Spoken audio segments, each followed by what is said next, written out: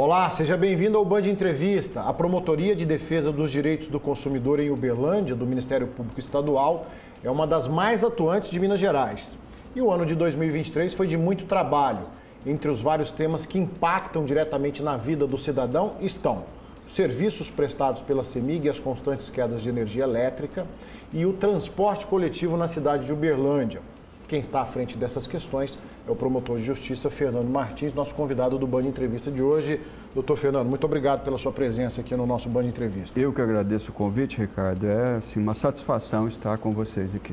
Doutor, acredito que eu não exagerei na nossa introdução aqui, né? Então gostaria de saber do senhor que análise que o senhor faz do ano de 2023, qual que é esse balanço do trabalho aí desenvolvido pelo Ministério Público na cidade de Uberlândia. Sim.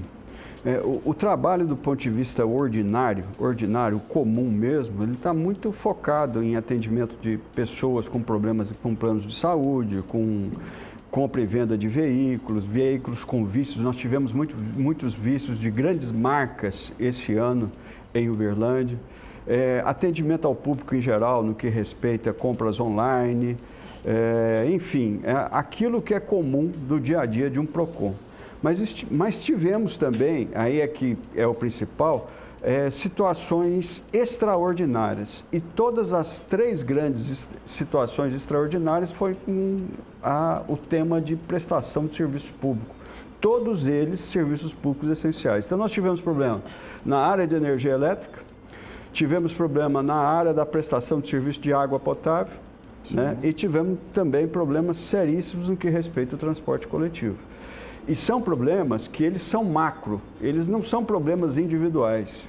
São problemas que exigem processos coletivos, processos estruturais, conhecimento das causas, conhecimento das possíveis reparações, das possíveis obrigações de fazer, das medidas que vão tutelar a sociedade.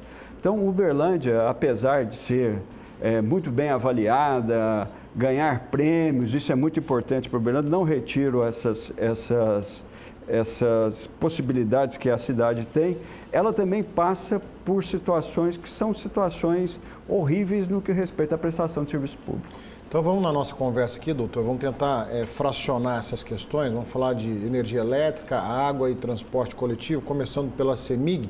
Quando a gente entra no site da CEMIG, está lá estampado que a CEMIG obtém a melhor posição no ranking Valor 1000 do jornal Valor Econômico, sendo considerada, olha só, a segunda melhor empresa do setor elétrico brasileiro, levando em conta investimento, atendimento, sustentabilidade. Eu pergunto para o senhor, o site está desatualizado, teoria e prática são diferentes, porque o que a gente tem visto na cidade foge ao que estampa esse título aí do jornal Valor Econômico. Bom, nós fizemos aqui uma audiência pública no Ministério Público de Minas Gerais, houve uma audiência pública também na Assembleia Legislativa, a qual eu participei, e fizemos uma audiência de tentativa de conciliação na Vara de Fazenda Pública. O juiz agora acabou de dar a liminar de conhecimento da comunidade. Pois bem, nas três ficou muito claro a ausência de investimento da CEMIG na cidade de Uberlândia. Eu vou estender isso para o restante do estado, mas eu quero falar de Uberlândia porque a população conhece o problema. De fato, ela tem um ativo de ações em bolsas de valores para os seus investidores, que é notável. É a segunda do Brasil mesmo, mas ela dedica a sua lucratividade e a sua eficiência não para a parte que é a parte do Estado, que são lá os 50% de atribuição do Estado. Dedica justamente para o seu investidor, que é são grandes instituições financeiras, são grandes apostadoras de mercado. Esse sai com lucratividade. O que está faltando? Que investimento que não tem em Uberlândia? Nós não temos transformadores novos, os transformadores são antigos. Esse problema está muito sério ali no Shopping Park. No Martins, explodiu um em cima de um carro, lá queimando o carro, né? Outra situação também. Vivemos os investimentos que ela tem, conforme ela tem um planejamento junto à ANEEL, são projetos de 5 em 5 anos para investimentos. Nós vivemos aqui com subestações antigas em Uberlândia, antigas. Nós temos uma aqui no bairro Vigilato Pereira, que é essa que funciona para a energia do setor sul da cidade. Agora, veja só, o que acontece com o setor sul? É o setor de maior expansão em Uberlândia. A Prefeitura Municipal agora, né, tem 1 ano e meio, concluiu um viaduto para lá, porque demonstra ali a quantidade de carros que passam. A Zona Sul está em plena expansão e com uma subestação nanica, ruim, sem uma prestação de serviço adequada. Então, assim, o que está muito claro, e isso foi dito pelos próprios representantes da CEMIG nessas audiências, é a falta de investimento. Falta investimento em Uberlândia na área de energia elétrica. E aí, só para emendar, como eu disse, isso está acontecendo no sul de Minas também, está acontecendo em outras cidades do estado de Minas Gerais. É por isso que eu já disse, e eu insisto, nós precisávamos de uma ação na capital do estado, por parte da Procuradoria-Geral de Justiça, porque se o problema fosse só em Uberlândia, nós estaríamos resolvendo aqui. Mas o problema, ele é regional, é macro, e a CEMIG, ela tem que prestar um serviço com qualidade. Agora nós estamos tendo um problema que a CEMIG vai ser talvez até federalizada, né? O que é menos pior de ser privatizada, porque ela continuaria em tese sobre uma administração federal durante 15 anos, e depois retornaria ao estado de Minas Gerais. Essa seria a melhor das hipóteses hoje, mas estamos precisando de investimento. O promotor, mas se a própria companhia energética admite a falta de investimentos, aonde entra a ANEEL, né, que é a Agência Nacional de Energia Elétrica, ela não tem que cobrar, fiscalizar, exigir que a companhia energética faça a sua contrapartida? Ricardo, você está corretíssimo, a sua pergunta é muito boa. Nós temos no Brasil um sistema de captura de agências. O mercado manda nas agências. Aqui nós temos 3 concessionárias de serviço aéreo. As 3 mandam na ANAC. Geralmente, quando nós vamos fazer audiência com os planos de saúde, a primeira coisa que os planos de saúde suscitam é o famoso rol da ANS. A ANS capturada pelos planos de saúde. Por exemplo, na questão dos autistas, por exemplo, eles não querem fazer ali os métodos ABA, que são métodos bons para as crianças crescerem, terem atendimento, terem uma qualidade de vida, se interagir com a comunidade. Pois é, o método ABA é um método caro, mas os planos de saúde fazem questão que isso não esteja na lista da ANS. Então, o que acontece com a ANEEL? A mesma situação. Essas concessionárias, sendo públicas ou privadas, não importa, elas que mandam na pauta da ANEEL. Então, a ANEEL ela é conivente com essa situação. O que está acontecendo? Nós temos o Procurador da República, Dr. Kleber Eustáquio. Sim. Nós temos um expediente já reunidos em legitimidade Ministério Público Estadual e Ministério Público Federal. Certamente, já em janeiro, com o retorno do nosso serviço na promotoria e na Procuradoria da República, estaremos ajuizando uma ação, agora já não é em face da CEMIG, é contra a ANEEL, em face das omissões da ANEEL na Justiça Federal aqui em Uberlândia.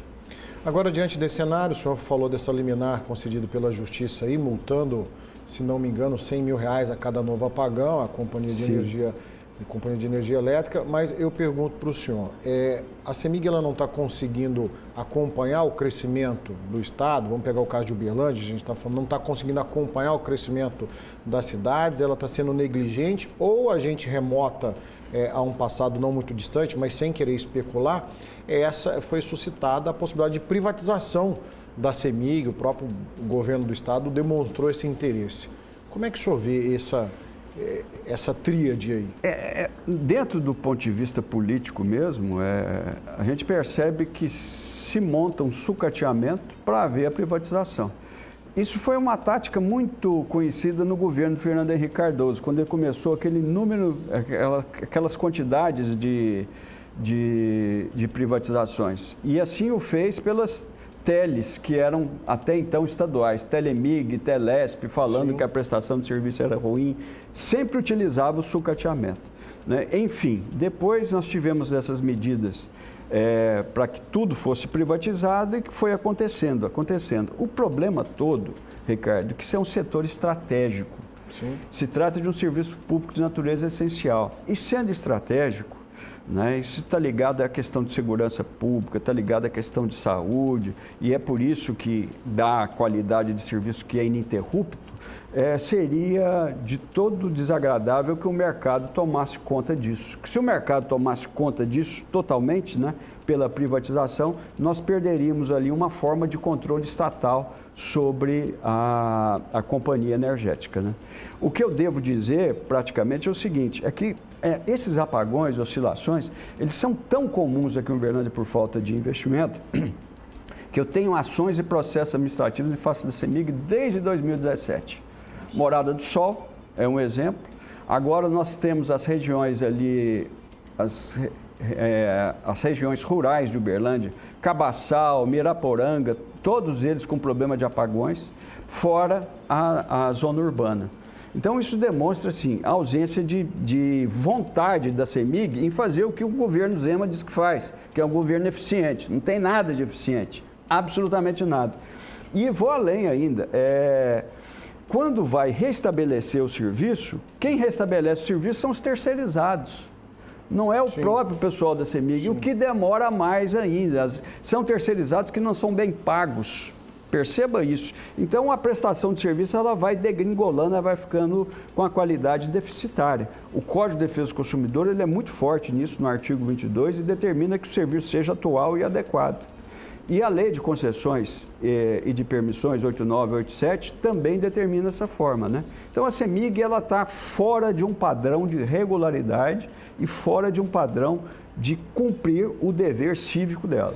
Doutor Fernando, em meio a esse cenário, enquanto não avançamos, né, no fornecimento de energia elétrica para a nossa região, para o estado de Minas Gerais, o que o senhor tem para falar para o consumidor final que fica no escuro, o comerciante que tem o seu prejuízo ali, que perde os congelados do seu comércio, uma pessoa que depende de um oxigênio ligado a uma tomada? Que orientação que o senhor dá para o consumidor final que sente na pele que fica no escuro? Sim, o Ministério Público está fazendo o papel dele, quando possível.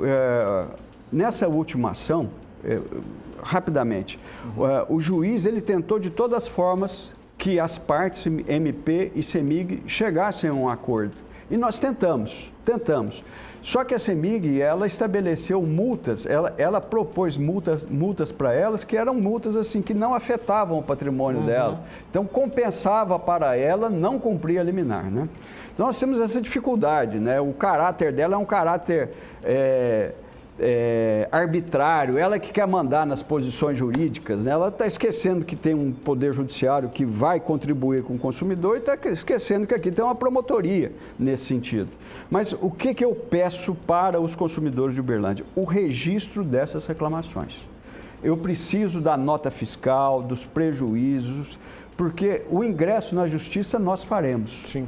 Né? O próprio juiz agora, o doutor Alexandre Magno, na decisão belíssima, ele assegurou, né, que seriam verificados também os prejuízos coletivos e os individuais. Então, nós temos uma janela aberta com a possibilidade da comunidade ser ressarcida. E eu gostaria de falar aqui, Ricardo, só uma questão. Nessa posição, eu estou defendendo não só o consumidor pessoa jurídica, o hipervulnerável, que faz tratamento com oxigênio terapia, precisa da ligação, mas também o empresário. O empresário ele sofre muito com esses apagões, né? Veja lá, o Hospital UMC, veja os supermercados, né? Ninguém pode confiar na prestação de serviço da CEMIG. E um dos princípios basilares do capitalismo é o trust, é a confiança. O que nós não estamos tendo com a prestação de serviço da CEMIG. Tá certo. Doutor, vou pedir licença para o senhor só um minutinho, fazer um breve intervalo. Band Entrevista de hoje, recebendo o promotor de justiça Fernando Martins, da Promotoria de Defesa dos Direitos do Consumidor. Na sequência, a gente segue a nossa conversa falando de transporte coletivo e abastecimento de água. Não saia daí, voltamos já. A Tamboré Urbanismo apresenta o Tamboré Miranda, um empreendimento exclusivo às margens da represa de Miranda. Lotes a partir de 700 metros quadrados e a apenas 25 minutos de Uberlândia, com vias 100% asfaltadas, quadras esportivas, academia, piscina e muita sofisticação para os seus eventos sociais, além de uma exclusiva marina para recreação náutica. Conheça a maquete no Espaço Tamboré em Uberlândia. Tamboré Miranda, raro como nenhum outro. Tudo pode acontecer, não pare de sonhar.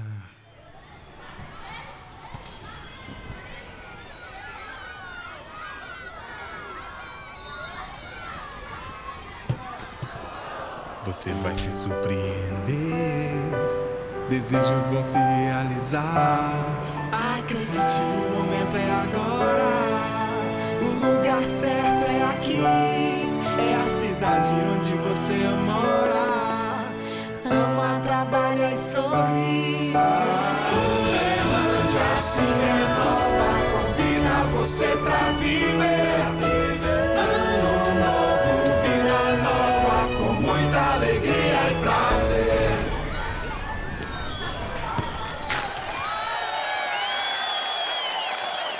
Tudo pode acontecer, não pare de sonhar. A Tamboré Urbanismo apresenta o Tamboré Miranda, um empreendimento exclusivo às margens da represa de Miranda. Lotes a partir de 700 metros quadrados e a apenas 25 minutos de Uberlândia, com vias 100% asfaltadas, quadras esportivas, academia, piscina e muita sofisticação para os seus eventos sociais, além de uma exclusiva marina para recreação náutica. Conheça a maquete no Espaço Tamboré em Uberlândia. Tamboré Miranda, raro como nenhum outro. Band Entrevista de volta hoje, recebendo o promotor de justiça, Dr. Fernando Martins, responsável pela Promotoria de Defesa dos Direitos do Consumidor. Doutor, mais uma vez, obrigado pela sua presença. Nosso assunto agora, transporte coletivo. O Ministério Público entrou com um processo administrativo para apurar aí uma série de problemas na prestação de serviço na cidade de Uberlândia. Há quantas andas o nosso transporte coletivo em Uberlândia? Ele melhorou em alguns pontos agora, após esses 3 processos administrativos sobre as 3 concessionárias. Só para tratar com isonomia a Band, eu só relembro o seguinte, que nós, antes de instaurarmos, nós estávamos participando de reuniões com as concessionárias e com o município para fazer os repasses para as empresas. Por quê? Porque a tarifa foi congelada aqui em Uberlândia. Sim. Então, o argumento era propiciar isso daí, esse repasse, esse aporte para as empresas.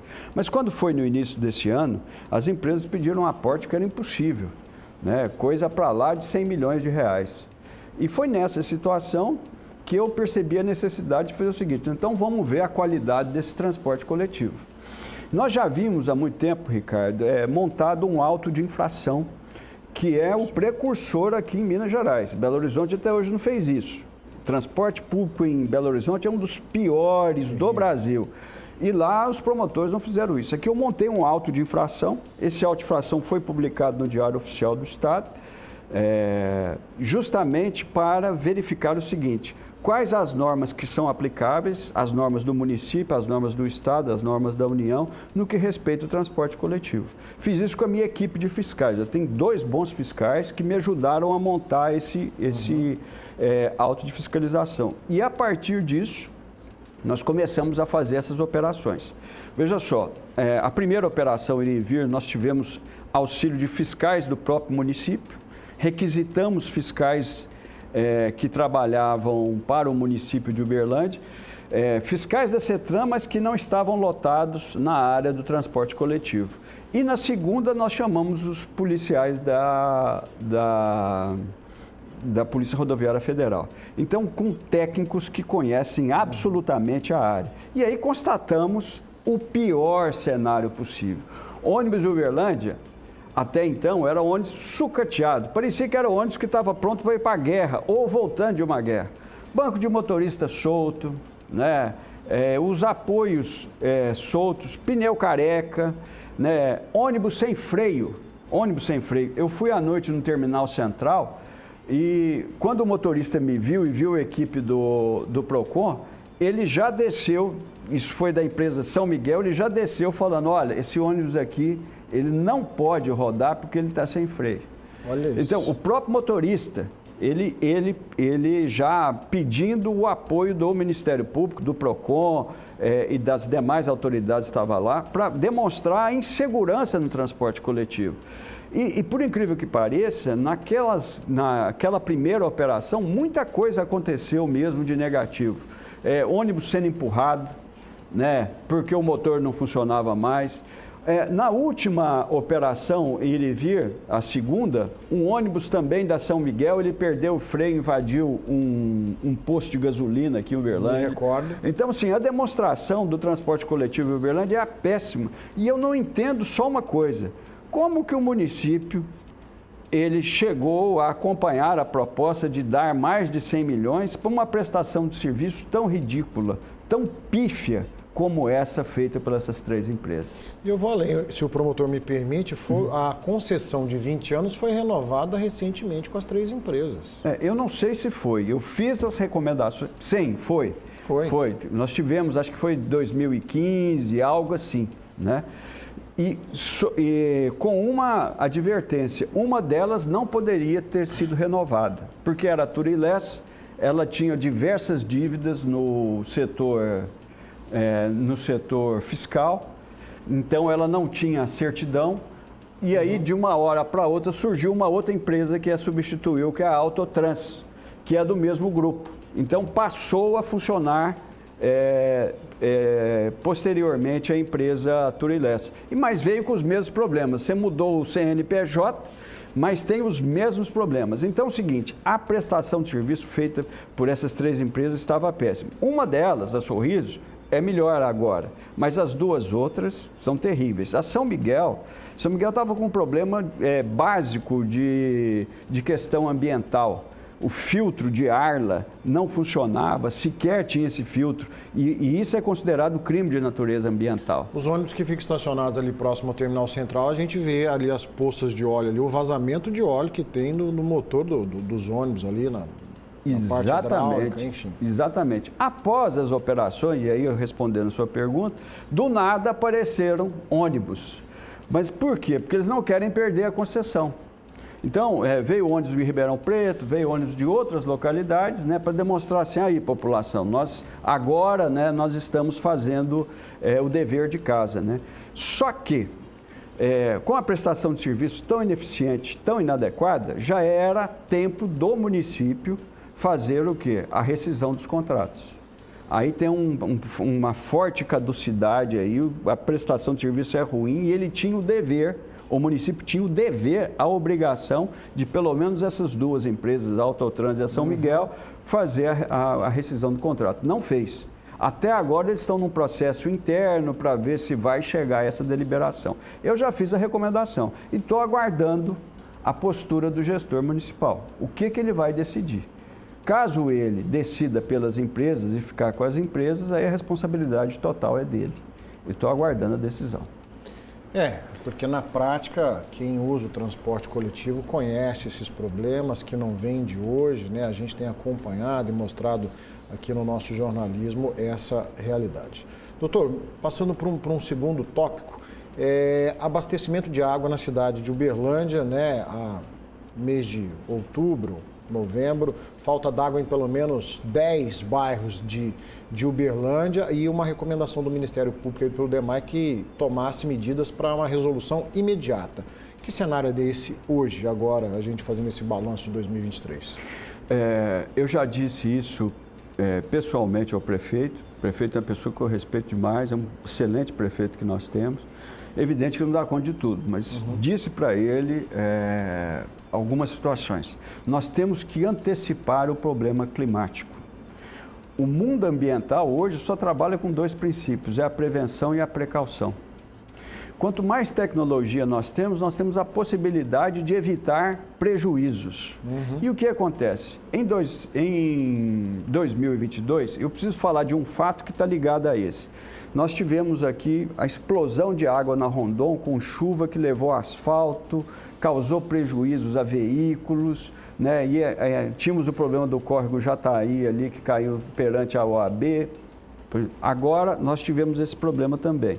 E por incrível que pareça, em outubro nós tivemos aquela estiagem horrorosa. Isso demonstra o seguinte, que o DEMAI ele não sabe trabalhar com o tempo, com o clima, não sabe. Né? Ele deveria ter água já preparada para eventual estiagem. Tanto que foi do Ministério Público, em 2019, a realização de uma legislação que chama Lei de Segurança Hídrica para Uberlândia.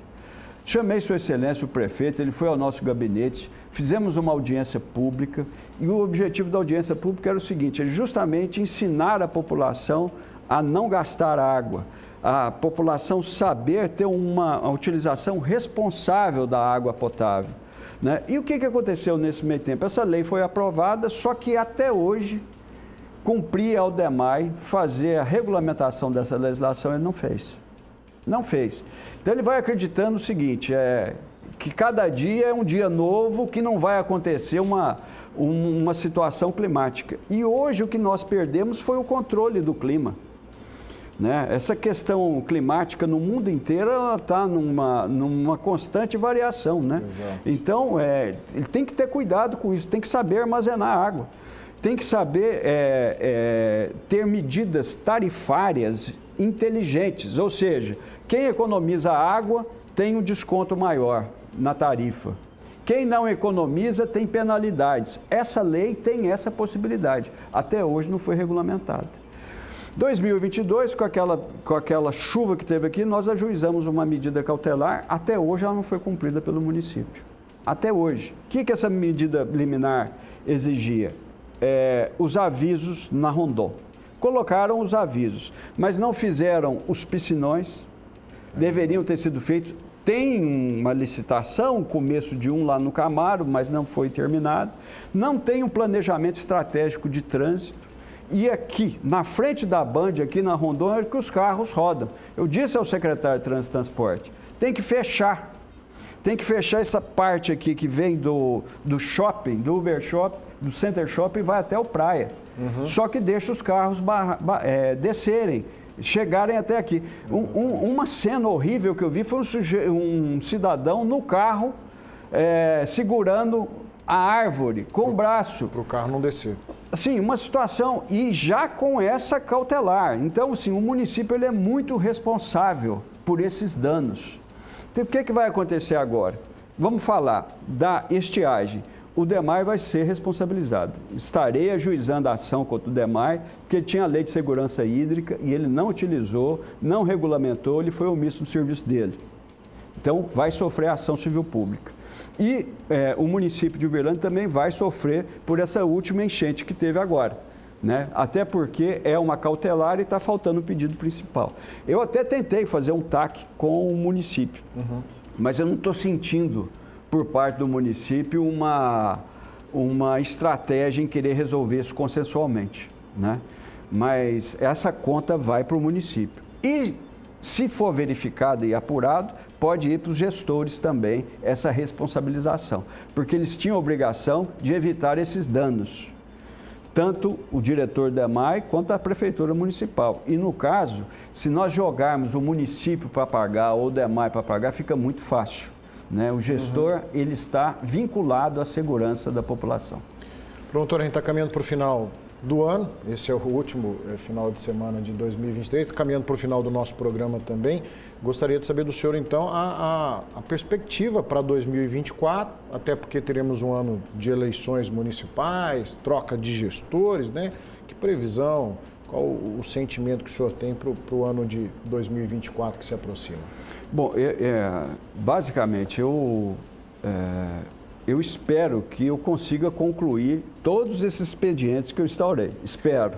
Gostaria de resolvê-los à base do consensualismo, da transação. Eu acho que é o caminho ideal. Mas, evidentemente, se não for, essas ações serão ajuizadas. Eu acho que a população tem que se mobilizar também. Acho muito importante. Eu vou fazer uma audiência pública quanto às questões do DEMAI, já em final de janeiro.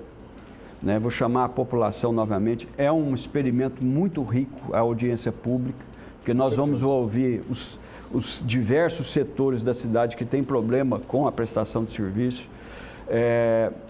Acredito que, pontualmente, o problema da prestação de serviço público aqui em Uberlândia seja o ideal a ser resolvido. Basicamente é isso daí. Tá certo. Promotor Fernando Martins, em nome do Grupo Bandeirantes, da Band Triângulo, quero agradecer a presença do senhor aqui no nosso programa.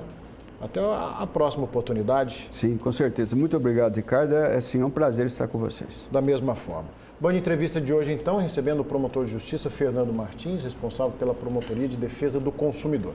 A você de casa, o nosso muito obrigado, um feliz ano novo e até o próximo programa.